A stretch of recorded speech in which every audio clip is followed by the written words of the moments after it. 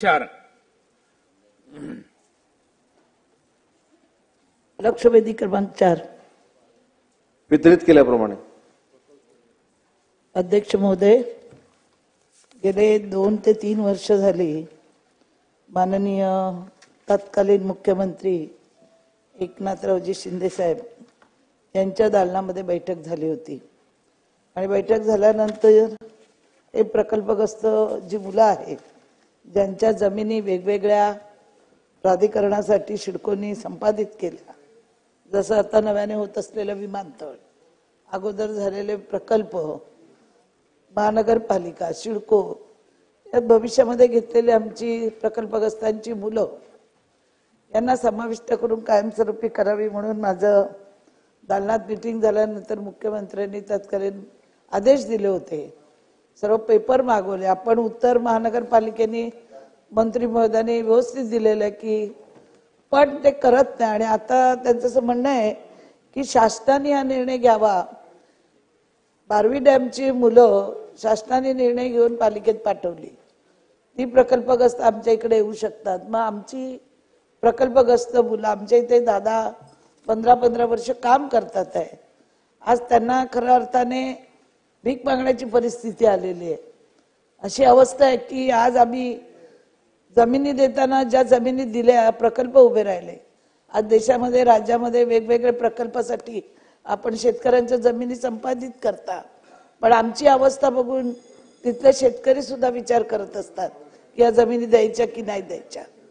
माझी शासनाला विनंती आहे की हे अधिवेशन पूर्ण व्हायच्या अगोदर आपण हा निर्णय घेणार का की जसा GR काढला बारवी डॅमसाठी तसा GR काढणार का आणि या मुलांना तात्काळ महानगरपालिकेमध्ये सेवेत कायमस्वरूपी करून घेणार का?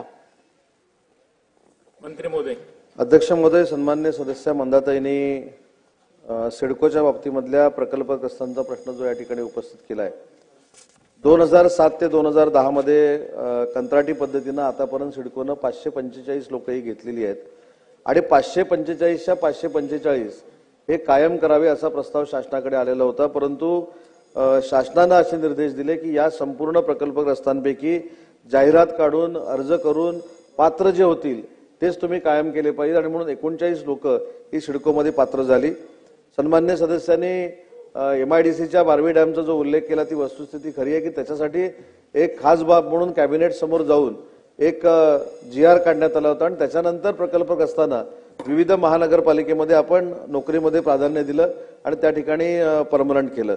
तर तशाच पद्धतीची भूमिका या 164 मुलांच्या बाबतीमध्ये घेता येईल का हे नक्की तपासून बघितलं जाईल आणि त्याच्यानंतर योग्य ती कारवाई केली जाईल.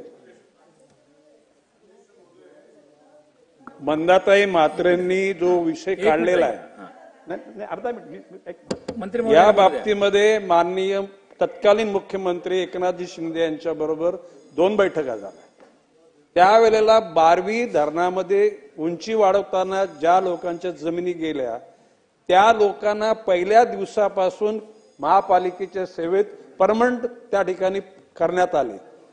मी हा विषय त्याला काढल्यानंतर त्यावेळेला सांगण्यात आलं की बाई खास म्हणजे एकदा निर्णय घेतला तो सर्व लोकांना लागू होतो आणि माननीय मुख्यमंत्री तत्कालीन एकनाथजी शिंदेनी सांगितले की सिडकोमध्ये असलेली उरण, पनवेल आणि नवी मुंबईतली किंवा नवी मुंबई महापालिकेमध्ये असलेले MIDCचे प्रकल्पग्रस्त सिडकोचे जे टेम्पररी ठोक पगार, रोख पगार आहेत या सर्व घटकांना त्या ठिकाणी परमनंट करावा आणि मंदाताई म्हात्रेंनी जी मागणी केलेली ती रास्त आहे आणि तशा प्रकारची तुम्ही एकनाथजी शिंदे तत्कालीन मुख्यमंत्र्यांनी दिलेले आदेश त्याच वेळेला ते पारित व्हायला पाहिजे.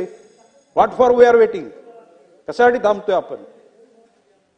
मंत्री महोदय. अध्यक्ष महोदय, सन्माननीय मंत्री महोदय गणेश नाईक साहेबांनी जी भूमिका या संदर्भामध्ये मांडली आणि तत्कालीन मुख्यमंत्री एकनाथ शिंदे साहेबांनी ही बैठक घेतलेली होती अशा पद्धतीने हे रेकॉर्डवर आलेलं आहे. ती बैठक काय होती, त्याचे मिनिट्स काय होती ते तपासून बघितले जातील आणि त्या मिनिट्स प्रमाणे भविष्यामध्ये कार्यवाही केली जाईल. लक्षवेधी क्रमांक 5 महोदय.